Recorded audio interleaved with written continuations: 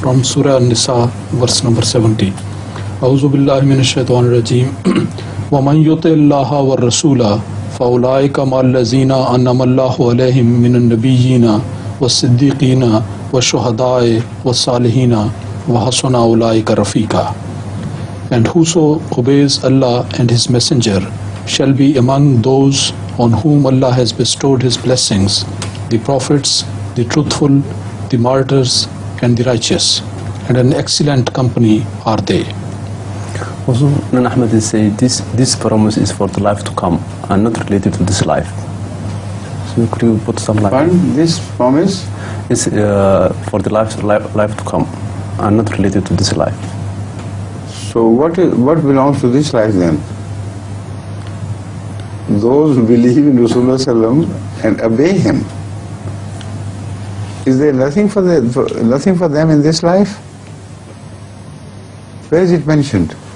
What happens to them?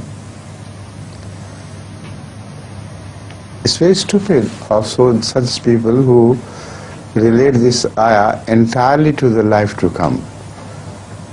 I fully agree that this ayah will be applicable to situation in the life to come as well.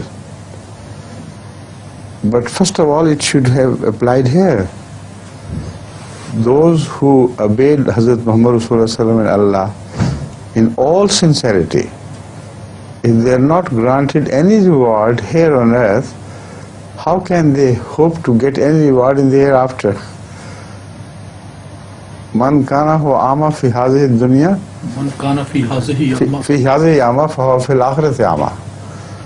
So if they are without any reward here, they will not be rewarded in the hereafter at all then. This verse has a straightforward connection with a prayer which has been taught to us by Allah in Surah Fatiha. It's a direct connection, and a great scholar prior to class of scholars who reject them, in fact, have gone very clearly to understand that this verse is directly connected with that verse of Surah Fatiha in which we believe that this verse is an explanation of that verse.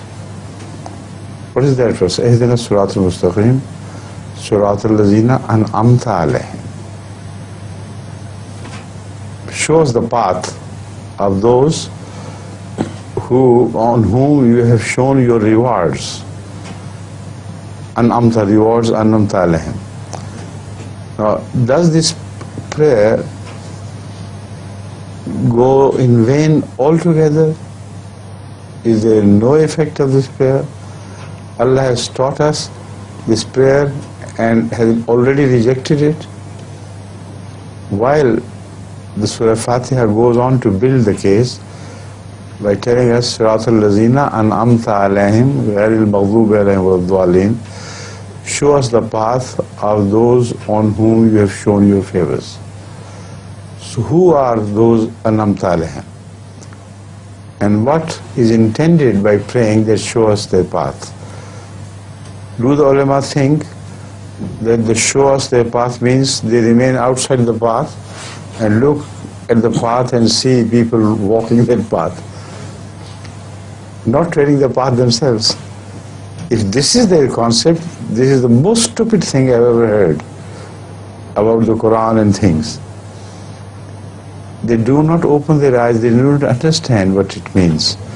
When they pray to God to show us the path, and the path is shown, which path is treaded by prophets before, by Siddiqeen and Shuhada and Salihin, it most certainly means that guide us to that path. We may also be included in the followers of prophets on that path. We may also be able to receive that special inam of Allah, which could be that of Nubuwwat as well. Because people who tread that path honestly, according to their sincerity and according to their efforts in good deeds, they are rewarded different stages of Inam. Those stages begin with Salihiyat, Siddiqiyat, Shahadat and Nabuwat. What does this verse say? Now you can relate. It's a direct answer to this prayer.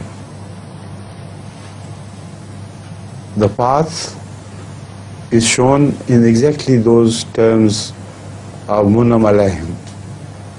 That is Nabiyyin, Siddiqin, Shuhada wa Salihin.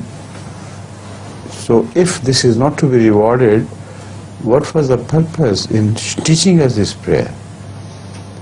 And if this was just an admonition that you think of this for the days to come in the hereafter, then it's impossible. It is not relevant to other verses of the Quran.